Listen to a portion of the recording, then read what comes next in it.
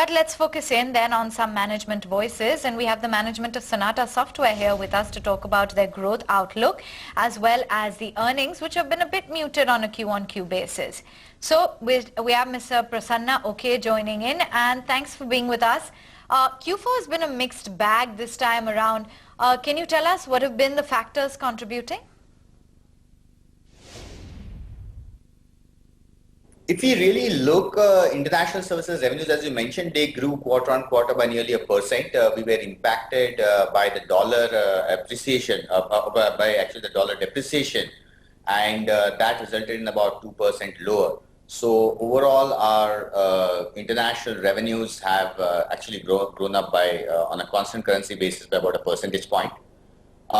If I was to look at the overall quarter and the year, we've accumulated the Brexit impact, which cost us about 3.5%. So after the Brexit impact, we grew year on year by about 15% on the international side. Overall, I think, including our domestic infrastructure business, we've grown significantly in the revenues. What we did during the course of this year is that we have been investing in our sales and marketing, IP development, and digital transformation through platformation for our customers. So you must have seen a little bit of a softness in the numbers on the bottom line, but as we had indicated before, that this is an investment that we were doing and have been doing. We believe that a lot of the investment has been done. Our costs are now baked into these numbers, and we are looking forward to the coming year. The Q4 products margin declined by about 200 bips on a Q-on-Q basis. What investments led to this? And, if there's any recovery and trajectory on a consolidated basis that we can expect over FY18? Right. Thank you. So two questions. I mean, if you look at domestic products business, we typically look at them on the margins. What we've had is a few large deals with our customers. Some of these larger deals come at lower margins, and that's why you've seen the overall margin decrease.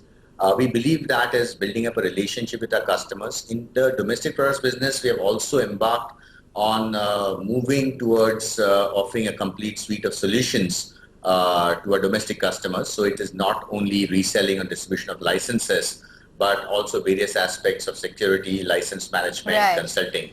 Sure. Allow me to come in here, because your FY17 growth was in the mid-teens, aided by the IBIS acquisition. What can we look forward to for this year?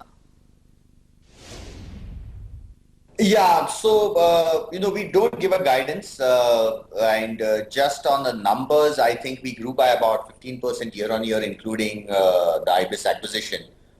This was impacted by roughly about 3.5% of Brexit impact that we faced on our top line. So on a constant currency basis, we grew by about 17%. If you take out IBIS out of that, the additional revenues that we got from IBIS, we would have ended up with about 12 to 13% on a constant currency basis for the services business by itself. We believe that while we don't give a guidance... I just want to come in over there. I understand you don't give a guidance, but is there any aim in terms of EBITDA margin that you're working towards? Yeah, so we had been at about 25-26%, which we felt was a little bit higher for a mid-sized company, especially as we were making investments. We had indicated in some of our earnings calls before that we were trying to look at EBITDA margin of in the low 20s, with our investments going on. So I believe we should be around that range.